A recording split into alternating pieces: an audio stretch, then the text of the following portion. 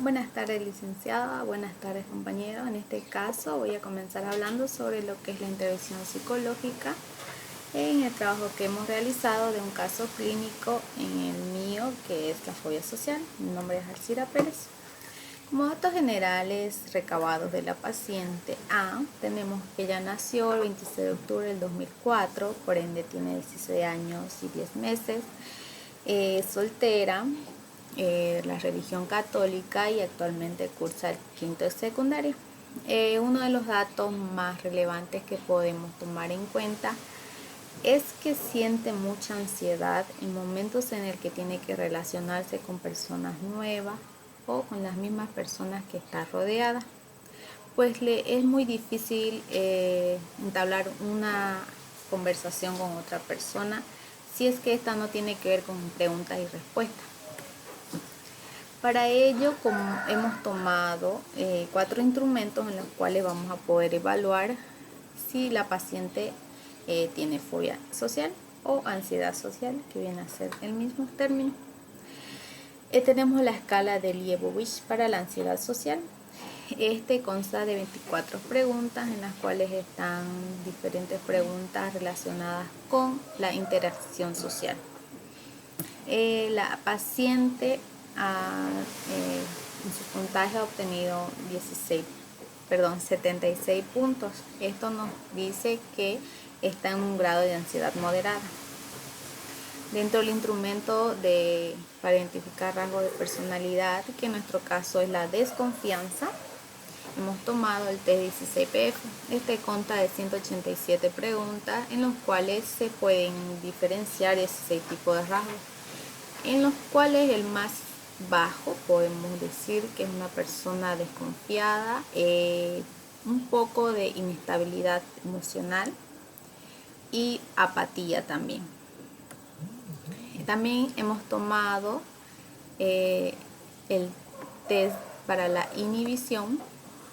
Este mide el grado de inhibición o de actividad lógica que tiene la paciente. Consta de 3 láminas. En la primera lámina son 100 palabras en negro, en las cuales debe leer durante 1 minuto. Se califica si responde las 100 en 1 minuto, esta nos dice que tiene un nivel normal de actividad, es decir, que piensa y actúa con lógica. En la segunda lámina están las mismas palabras, pero esta vez en colores. Él ya nos tiene que decir el color con el que está escrita la palabra. Igual también tiene un tiempo de 1 minuto y está relacionada con la lógica del autocontrol, es decir, que si ella se pone a pensar para poder identificar el color y decirlo. Y finalmente tenemos la tercera lámina, que solo debe identificar los colores y para poder ver qué tan lógica tiene, ya que consta de 100 ítems.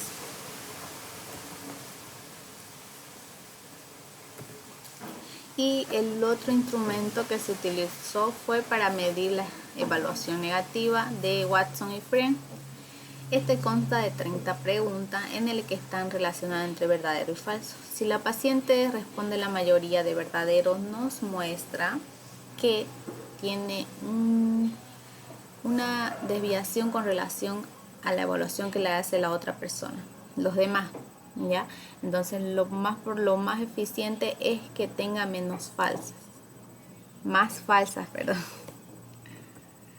¿Ya? Entonces, ¿qué podemos decir? Que la fobia social es el miedo extremo que siente la persona de tener que interactuar o relacionarse con las demás personas. Esto le causa, además de características físicas como temblores, falta de habla o quedarse callada, rubor, se inhibe y no quiere salir o evita situaciones para no tener estado de las sensaciones físicas. Además que las retrae y la aleja de lo que es esto de la comunicación con el otro. Entonces, una vez que hemos identificado lo que es el diagnóstico que nos muestra que la paciente tiene un nivel de ansiedad moderado, entonces vamos a intervenir con lo que es el enfoque cognitivo-conductual. Dentro de lo que es el enfoque cognitivo-conductual, como hemos mencionado, consta de 3 fases. En la primera fase, que es la fase de evaluación y conceptualización, tenemos que consta solo en la primera sesión. En esta, la que vamos a hacer es, además de informar al paciente sobre el diagnóstico realizado, vamos a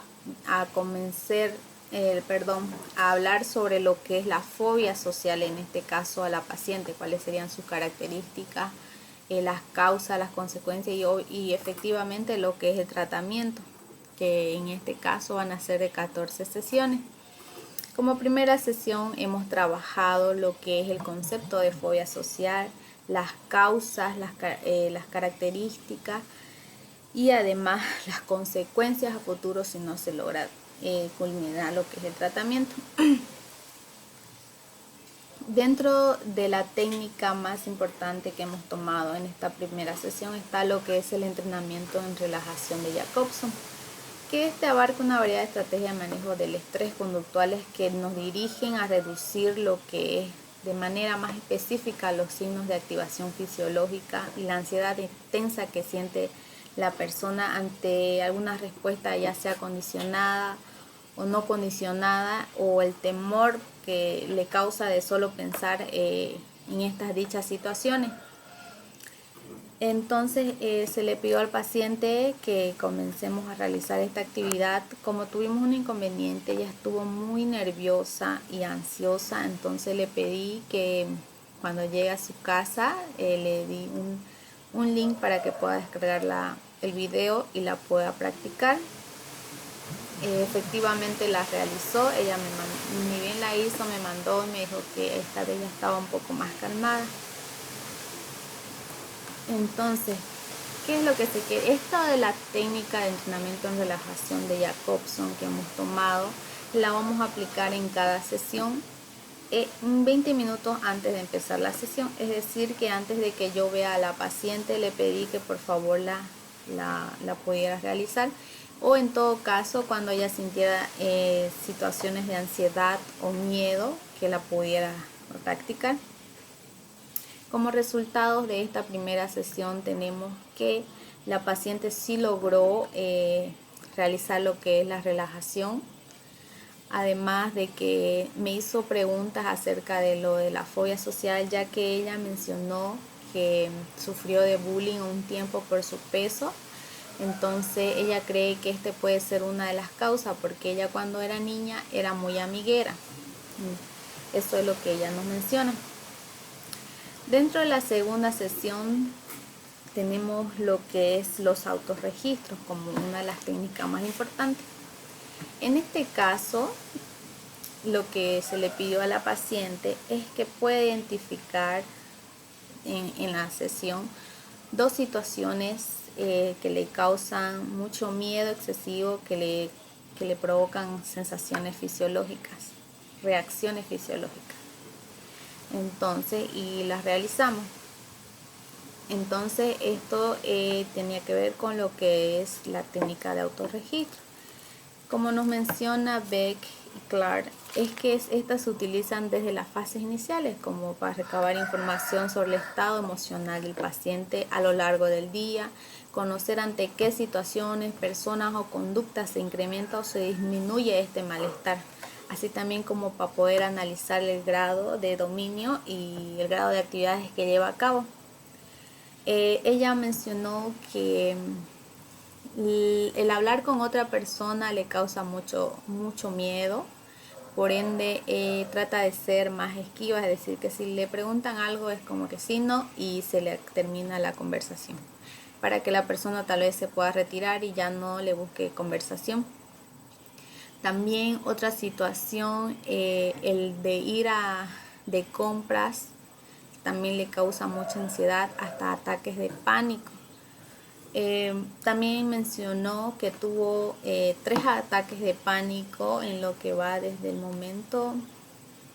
Uno de los datos importantes es que hace 6 años sus padres se divorciaron, y también esta es una de las características que le provocan mucha ansiedad. Entonces ella cree que desde ese momento su vida cambió. Es por eso entonces que desde aquí podemos decir que se trataría de un caso de fobia también, ¿no? Porque evita ciertas situaciones que le provocan mucha ansiedad, hasta incluso me ha mencionado que le ha causado reacciones como vómito. Entonces, como tarea para esta sesión 2, se le pidió a la paciente que registre las 10 situaciones que le causan desde 0 a 100 lo que va de la ansiedad y las respuestas a estas, ¿no? Dentro de la sesión 3 tenemos lo que es la reestructuración cognitiva y la terapia racional de Ellis. En este caso, lo que se quiere desde el enfoque cognitivo-conductual es que los pensamientos nos llevan de cierta manera o están relacionados con las emociones que estamos sintiendo en ese momento, y es por eso que tal vez actuamos. Entonces, una persona con fobia tiene mucho lo que son los pensamientos irracionales, que están con una muy buena relación con su estado emocional y por ende una conducta irracional, ¿ya? Porque esta persona normalmente evita situaciones en vez de tratar de afrontarlas para poder estar más en paz, ¿ya? Entonces, dentro de la técnica hemos utilizado lo que es la identificación y categorización de pensamientos automáticos, que está dentro de la reestructuración cognitiva, ¿ya? Como nos dice esta técnica, es que es importante el registro de los pensamientos, porque es una forma de empezar a entrenar al paciente en el trabajo que luego se le va a pedir, ya que tras cada sesión, sobre todo, es una prueba en el cual el paciente tiene la disponibilidad para poder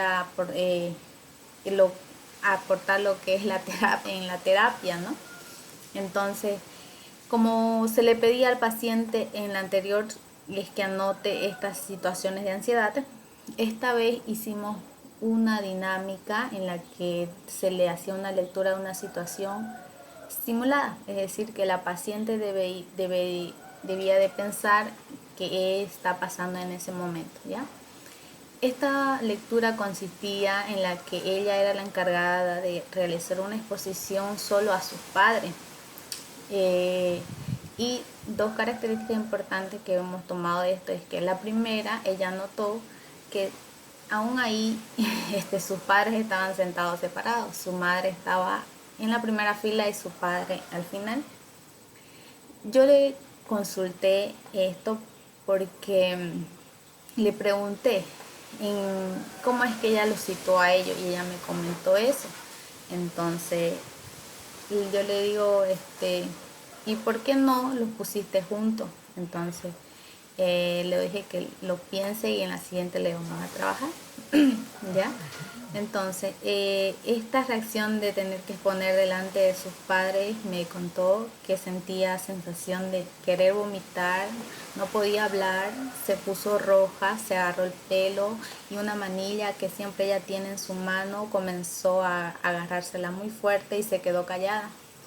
Sin embargo, me dice que su madre sí vino a alentarla y preguntarle que tranquila, no pasa nada, y que ella tenía todo el tiempo para poder escucharla. Sin embargo, su padre no, la agarró y se fue. Eso fue todos los pensamientos que surgieron durante esta lectura.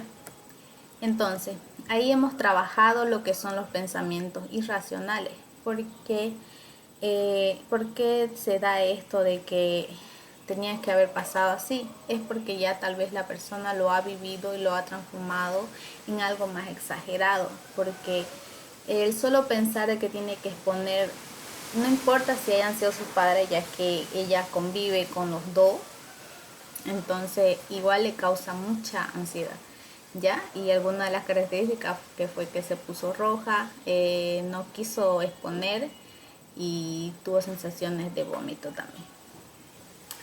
Dentro de la sesión 4 lo que trabajamos fue la comprobación de hipótesis. La comprobación de hipótesis, ¿ya? En esta cuarta sesión, como quedamos en la anterior, que debería registrar estas características, aquí la trabajamos con pensamientos más racionales, es decir, ella, por ejemplo, una de las características es que puso que siempre se burlan de mí por mi peso, ¿ya? Entonces la transformamos en un pensamiento racional. Que si en realidad se burlaban de su peso o es que ella estaba relacionando todo con que esto iba siempre para ella. Entonces le dije que tome nota acerca de si la expresión, como ella me comentó, de que su papá la mandó a la venta y le dijo que fuera para que así baje de peso. Entonces ella lo tomó como una burla, ¿ya? Porque también me comenta que también su papá es gordito. Entonces ella solo se cayó, igual fue, ¿ya? Entonces, esta era una hipótesis que ella tenía, ¿ya? Yo le dije que lo transformó en una hipótesis. Entonces, ¿en realidad mi papá se burla solo de mí por mi peso o es que lo hace de manera general por todos? Porque tal vez es él el que tiene el problema, ¿ya? Entonces esa era una tarea que ella tiene que hacer para que lo compruebe o lo niegue, ¿no? En todo caso. Entonces, lo que es la técnica de comprobación de hipótesis, tomada con la definición que nos hace Gabalda, es que esta es una de las técnicas cognitivas específicas del modelo de Beck, que supone estas ideas negativas de un paciente como algo, transformándola en una hipótesis, ¿ya? Para que busque evidencia a favor o en contra, como le pedía a la paciente, ya que esto más que todo es como un experimento que busca que haya una validez o una falsedad de aquello que piensa, ¿no? Y también el otro era que otro de los pensamientos que tenía negativo era de que aleja a todas las personas por el hecho de no responderle, ¿ya? Entonces yo también le dije que lo transformara en una hipótesis y me mencionó que en este caso sería no me hablan porque yo soy mala, ¿ya? Ok, entonces en esta sesión trabajamos eso, desde los pensamientos racionales, le expliqué qué vendrían a ser los pensamientos racionales y cómo tiene que ver no solo en que sean pensamientos positivos, sino que tengan que ver con relación a su entorno y el contexto en el que se encuentra, ya que un ejemplo que le di fue de que, por ejemplo, una persona está pensando en un chiste, la mayoría siempre decimos ese ejemplo, está pensando un chiste y está en un velorio y se ríe, ¿no? Y todos lo miran y él como que se ríe porque se acuerda del chiste, ¿no? Entonces ese es un pensamiento, podríamos decir, fuera de la realidad, ¿ya? Porque en ese momento todos están callados y en un momento de duelo, ¿ya? No está mal que lo piense, sino que está mal que sea en el contexto equivocado, ¿ya? Dentro de la sesión 5, como ya habíamos mencionado anteriormente, entramos a esto de lo que son la detención de los pensamientos irracionales. Entonces, una de ellas era que de la hipótesis de su padre. Entonces, ella constató de que efectivamente es un aspecto que lo hace con toda su familia en sí. No fue solo con ella. Y de que ella es mala, aún no me dijo que no lo pudo evidenciar o transformarlo, falsedad o no, porque no tiene muchos amigos ni personas muy cercanas. Ya que también me comenta que tuvo 3 ataques de pánico, como habíamos comentado, y en esta ocasión me las mencionó cuáles fueron los ataques. Uno de ellos fue cuando hubo una fiesta en su casa y estaba su familia por parte de su padre. Ella se sintió incómoda y sin embargo su padre la obligó a que esté en ese momento. Entonces ella comenzó a sofocarse, a faltarle el aire, se puso roja, se comenzó a morder el pelo y le decía a su papá, no papá, quiero ir a mi cuarto. Y su padre le decía que no, que debe estar ahí porque están compartiendo un momento familiar. Entonces ella se puso muy nerviosa y tuvieron que llevarle al hospital, me comentó, ¿no? Entonces aquí vemos cómo el pensamiento de que, por ejemplo, era que no quiero y no quiero y no quiero, ya era porque estaba pasando una etapa de evitación, de miedo muy excesivo, ya de porque había muchas personas que tal vez ella está mucho tiempo ahora encerrada, y le ha causado estas sensaciones. En En esta siguiente sesión que vamos a empezar en la secta, le dije que identifique 2 situaciones en las que podamos trabajar de manera graduada, es decir, de paso a paso, para que tratemos de bajar los niveles de ansiedad ante estas situaciones, ¿ya? Dentro de lo que es la sesión 6, como mencionamos, entramos en lo que es la exposición graduada. En este caso, la paciente tenía como tarea de realizar 2 actividades en las que me puedan mencionar que las podamos trabajar para exponérsela, es decir, que ella pueda realizarla. Una de ellas fue ir de compras, ¿ya? Como primer paso, ella tenía que identificar una persona con la que pueda ir, ya que anteriormente me mencionó que siente mucha fatiga de solo tener que entrar a una tienda y faltas de aire. Entonces le propuse la opción de que vaya con una persona en la que más confía y que crea que pueda ayudarla en esta etapa de crisis. Ya como segundo paso, ella debía de anotar todas las sensaciones que tiene al momento de entrar al comercial. En este caso iba a un comercial, cuando entra al comercial, y porque ella cree que al momento de ir al comercial todas las personas la miran como si ella fuera una persona rara. Entonces ella me tenía que anotar esas características. Como tercer paso, tenía que anotarme también qué sensaciones le daba cuando veía la primera tienda en la que creía que ella puede entrar para comprarse la ropa. Como cuarto paso, teníamos en la que ella me tenía que anotar las reacciones y los pensamientos automáticos que se le venían en la mente cuando veía el pantalón o la blusa que se iba a medio. Y finalmente las sensaciones que le causaron cuando se midió y los pensamientos que le vinieron en la mente cuando se probó la ropa en su casa, ¿ya?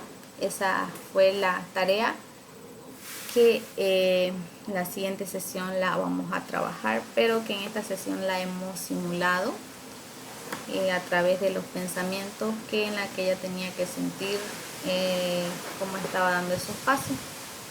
Además de continuar con lo que son los autorregistros de los primeros pensamientos que hemos trabajado en la sesión 2, sí ha cambiado mucho. Es decir, por ejemplo, ella temía mucho lo que es hablar en público. Ahora me menciona que tal vez sí le sigue dando miedo, pero ya no siente las sensaciones de sofocación o la falta de aire, sino que me dijo que respira profundo, se calma y pide un poco de tiempo y lo hace, ¿ya?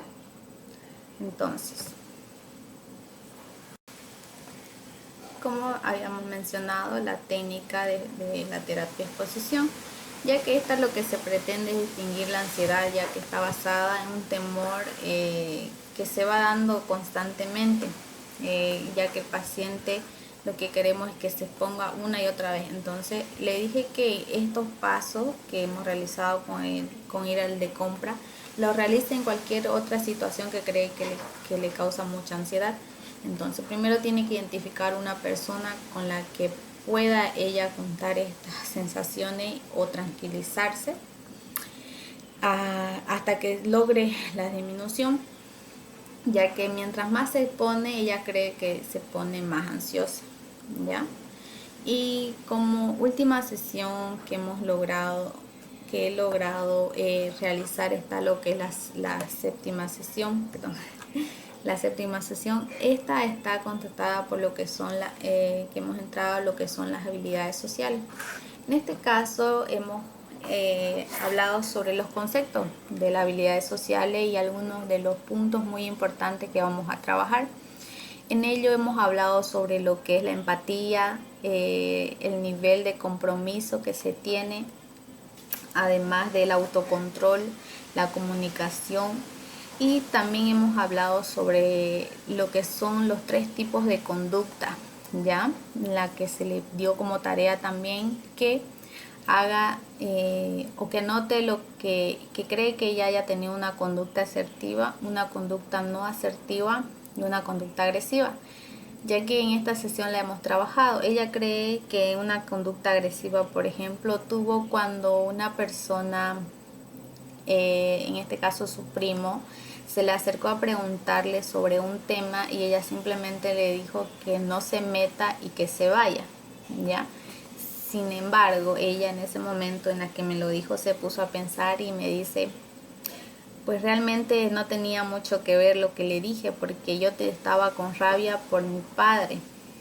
Entonces, esa descarga o ese pensamiento que ella tenía lo hizo con otra persona. Entonces yo le dije, en esto, por ejemplo, y no es una habilidad social, pues es una conducta no asertiva, porque tus pensamientos, te has dejado llevar por tus pensamientos irracionales, porque tal vez las personas tienen otro tipo de forma de comportarse o de actuar, pero sin embargo esto no debe influir en ella, ¿ya? Entonces siempre tiene que ella ser desde su propia perspectiva y percepción sin dañar al otro, ya que esto implica lo que es la habilidad social, es decir, poder actuar de forma más asertiva, comunicativa, empática y voluntariosa, ¿verdad? Para que el paciente, en este caso, esté más, no tenga muchos niveles de ansiedad ni miedo y no tenga que estar evitando estos momentos. Ya, entonces me comentó también que lo de la relajación, como él le pedía que siempre la realice al inicio de cada sesión, antes de cada sesión, me dijo que le funcionaba muy bien, que el pasado fin de semana tuvo casi un ataque de pánico, porque nuevamente se reunieron la familia de su padre y esta vez ella tenía que ir a su cuarto, pero su prima estaba durmiendo ahí y ella quería llorar. Entonces ella se puso a pensar en lo que son los pensamientos irracionales y dijo, ¿por qué voy a llorar si simplemente no quiero estar acá? Entonces agarró, se fue a la sala y llamó a uno de sus amigos y ahí comenzó un poco más a tranquilizarse. Entonces aquí podemos ver lo efectivo que ha sido las técnicas que hemos aplicado con ella y que está dando todavía muchos resultados, que voy a seguir continuando hasta culminar las 14 sesiones, pero que en esta ocasión solo se pudo realizar 7. Agradecer a la licenciada por este aporte muy importante al aprendizaje, ya que en esto lo que se quiere es realizar en verdad un protocolo de intervención, es decir, no ir a intervenir sin tener una base, sobre todo de conocimiento del trastorno, además de conocer las causas para poder identificar y tratar al paciente y elegir el método, ¿no? En este caso fue cualitativo, ya que hemos tomado todos los aspectos que nos dice la persona para poder identificar y trabajarlo. Y esto sería todo y